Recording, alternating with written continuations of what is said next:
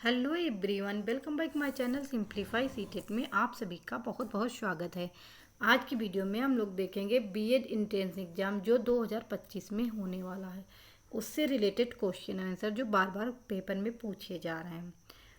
तो आज की वीडियो में हम लोग देखेंगे संज्ञा, सर्वनाम, अलंकार। ये बीएड एंट्रेंस के लिए बहुत इम्पॉर्टेंट टॉपिक है। ओके, इसीलिए आज की जो वीडियो है बहुत इम्पॉर्टेंट होने वाली है। ओके, तो ये पहला क्वेश्चन आपकी स्क्रीन पे ये रहा। कायर की भाववाच्य संज्ञा है, यानी कायर का भाववाच्य संज्ञा क्या है? कायरता, अकायरता, कायरतत्वपन, कायरपन। तो सबसे पहले आप लोगों को संज्ञा की परिभाषा पता होनी चाहिए कि संज्ञा की परिभाषा क्या होती है। किसी भी व्यक्ति, वस्तु, स्थान या भाव के नाम को संज्ञा कहते हैं। संज्ञा के भेद कितने होते हैं? संज्ञा के 5 भेद होते हैं। कितने होते हैं? यदि अर्थ के आधार पर पूछे तो संज्ञा के 5 भेद होते हैं। नंबर 1, व्यक्तिवाचक संज्ञा। कौन सा? व्यक्तिवाचक संज्ञा। नंबर 2, जातिवाचक संज्ञा।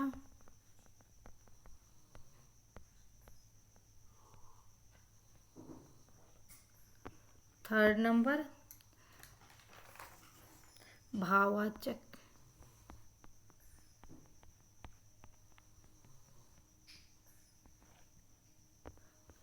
फोर्थ नंबर है द्रव्यवाचक, यानी जिसमें द्रव का ज्ञान हो, विवाचक संज्ञा। 5 नंबर, समूहवाचक, जिसमें समूह का ज्ञान हो।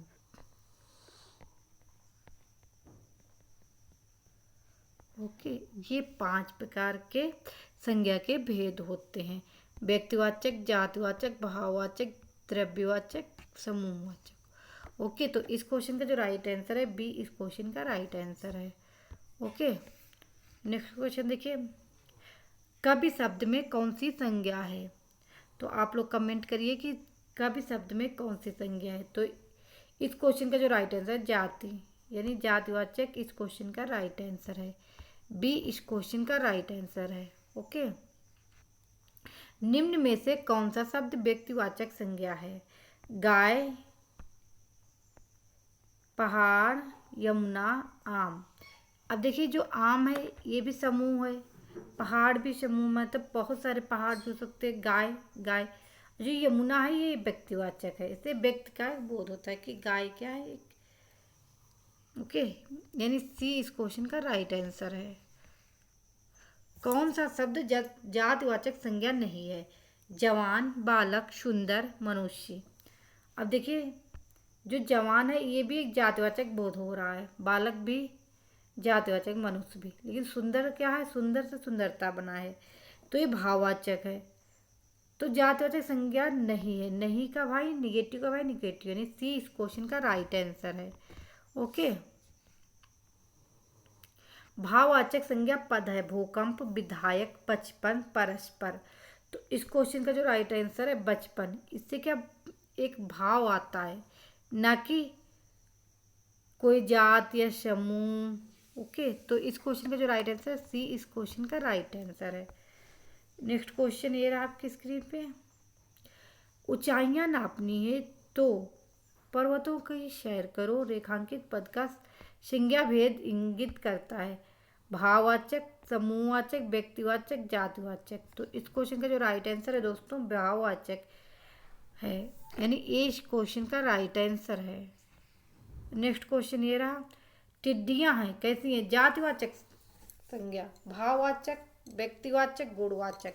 अब देखिए, इसमें गुण तो है नहीं, ना व्यक्तिवाचक ना भाववाचक, तो बच्चा का जातिवाचक। इससे एक बोध होता है जातिवाचक, यानी ए इस क्वेश्चन का राइट आंसर है। ओके, अर्थ के विचार से संज्ञा के कितने भेद होते हैं? जैसा कि मैंने पहले बताया है, अर्थ के आधार पर संज्ञा के 5 भेद होते हैं। बी इस क्वेश्चन का राइट आंसर है। अब 5 कौन कौन से हैं? व्यक्तिवाचक, जातिवाचक, भाववाचक, द्रव्यवाचक, समूहवाचक। ये 5 प्रकार के संज्ञा होती हैं। ओके, संबंध सूचक सर्वनाम पद छाटिए। तो सबसे पहले आप लोगों को सर्वनाम की परिभाषा पता होनी चाहिए कि सर्वनाम की परिभाषा जिन शब्दों का प्रयोग संज्ञा के स्थान पर किया जाता है उन्हें सर्वनाम कहते हैं। सर्वनाम के कितने भेद होते हैं? सर्वनाम के कितने भेद होते हैं? 6 भेद होते। कितने? 6। नंबर 1 क्या है? प्रश्नवाचक, जिससे प्रश्न का बोध हो उसे प्रश्नवाचक सर्वनाम कहते हैं। नंबर 2 पुरुषवाचक,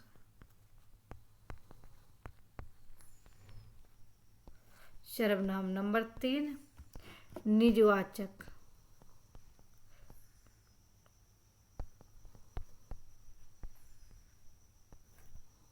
नंबर 4 निश्चयवाचक।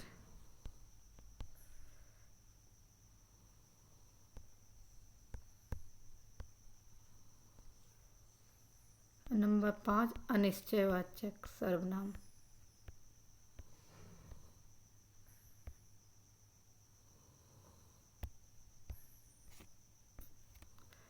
नंबर 5 अनिश्चय का संबंधवाचक। प्रश्नवाचक, पुरुषवाचक, निजवाचक, निश्चय, अनिश्चय और ये लास्ट नंबर 6 जो है संबंधवाचक।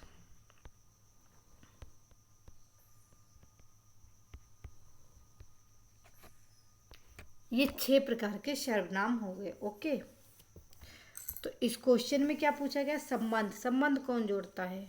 ये तो सब प्रश्नवाचक हैं, तो जो बचा ये संबंध जोड़ता है। यानी इस क्वेश्चन का जो राइट आंसर है दोस्तों, बी इस क्वेश्चन का राइट आंसर है। ओके,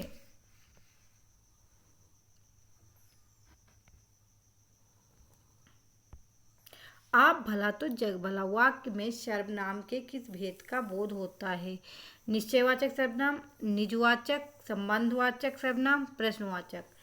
यानी आप भला अपने आप को कहा जा रहा है, तो इस क्वेश्चन का जो राइट आंसर है निजवाचक सर्वनाम है। ओके, बी इस क्वेश्चन का राइट आंसर है। नेक्स्ट क्वेश्चन ये रहा, निम्नलिखित वाक्यों में से किसमें अकर्मक क्रिया प्रयुक्त है? शिशु रो रहा है, बालक खेल रहा है, छात्र पढ़ रहा है, छात्रा लिख रही है।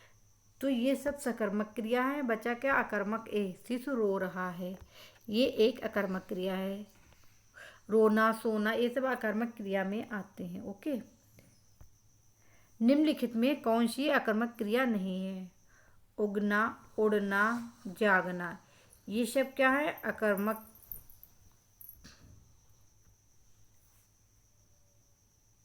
ये सब अकर्मक क्रिया है। जो खाता है ये एक सकर्मक क्रिया है। ओके, यानी सी इस क्वेश्चन का राइट आंसर है। ओके,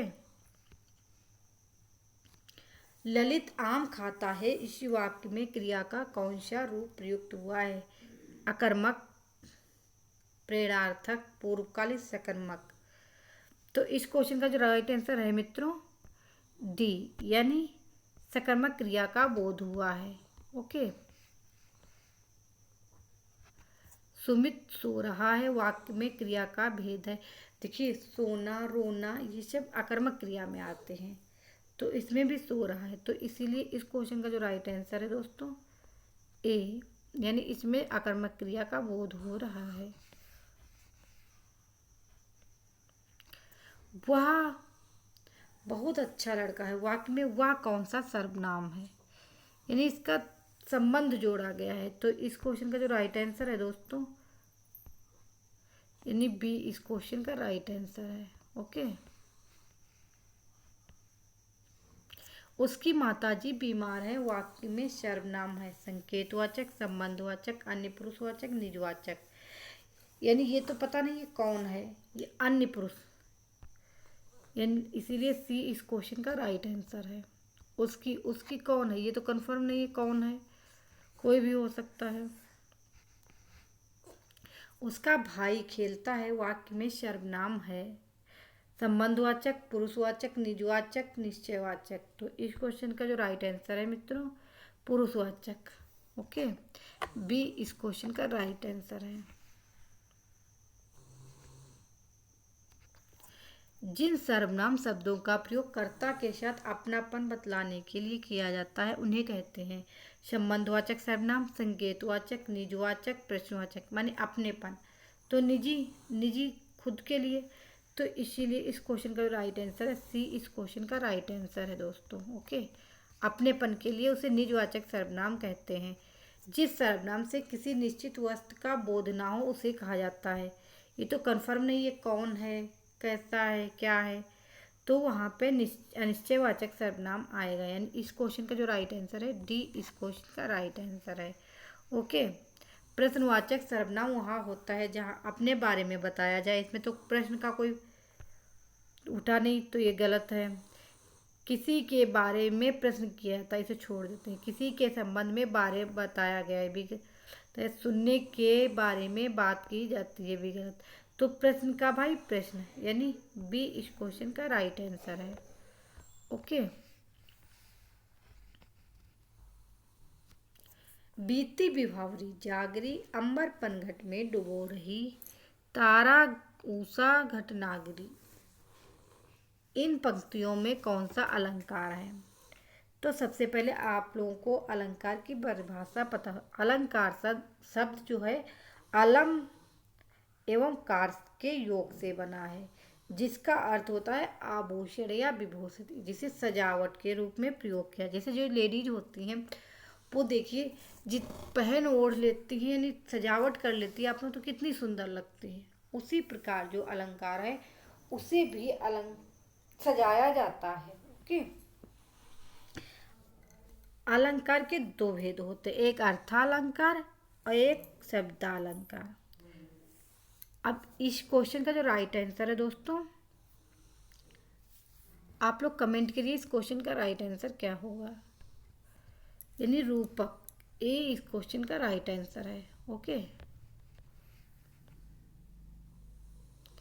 नेत्रों के सौंदर्य वर्णन में किस अलंकार का प्रयोग किया गया है? रूपक, उपमा, अनुप्रास, उत्प्रेक्षा। तो आप लोग बताइए इस क्वेश्चन का राइट आंसर क्या होगा।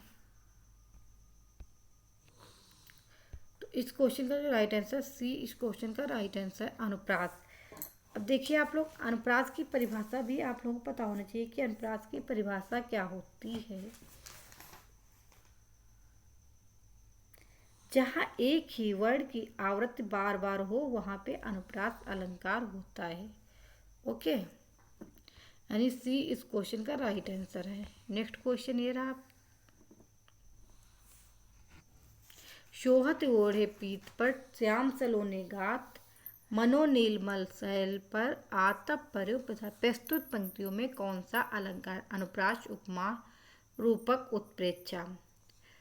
तो आप लोग कमेंट करिए इस क्वेश्चन का राइट आंसर, क्योंकि ये पंक्तियाँ बहुत बार पूछी, चाहे टेट हो, सी टेट हो या फिर बीएड इंट्रेंस एग्जाम हो, सभी में आप लोगों को इसको ये क्वेश्चन जरूर देखने को मिलता है। और तो इस क्वेश्चन का जो राइट आंसर है दोस्तों उत्प्रेक्षा अलंकार, यानी डी इस क्वेश्चन का राइट आंसर। इसकी परिभाषा क्या होती है? देखिए, जहाँ पर उपमेय में उपमान की संभावना की जाए वहाँ उत्प्रेक्षा अलंकार होती है। इसकी मेन ट्रिक होती जनु, मनु, मानो, जानो। जिसे इसमें आया मानो, ये क्या है? ये उत्प्रेक्षा अलंकार का।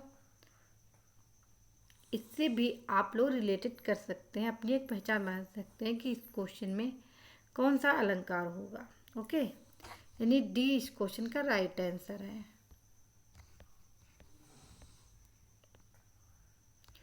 भूर भूर भेद भाव से भगा दिया प्रस्तुत पंक्तियों में कौन सा अलंकार है?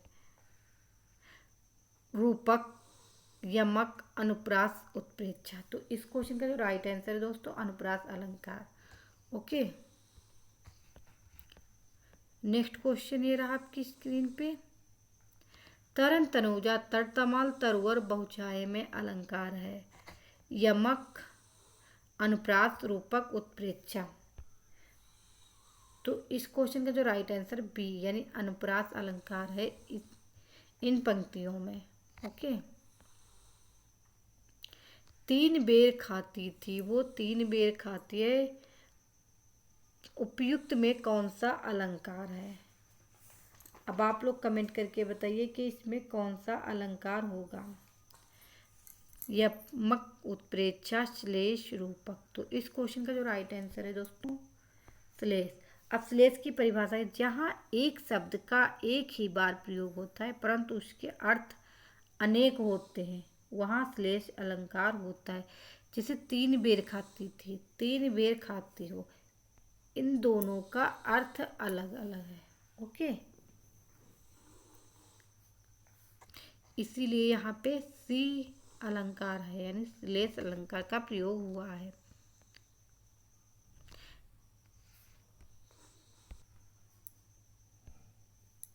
चरण कमल बंदो हरिराई में अलंकार है रूपक, श्लेष, यमक, अनुप्रास। तो आप लोग कमेंट बताइए, करिए आप लोग कि इस क्वेश्चन का राइट आंसर क्या होगा।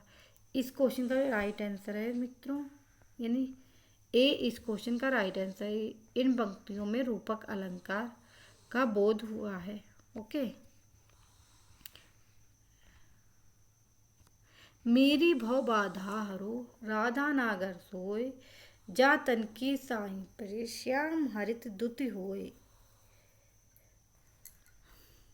इसमें बताइए आप लोग कौन सा अलंकार है इन पंक्तियों में, रूपक, श्लेष, यमक, अनुप्रास।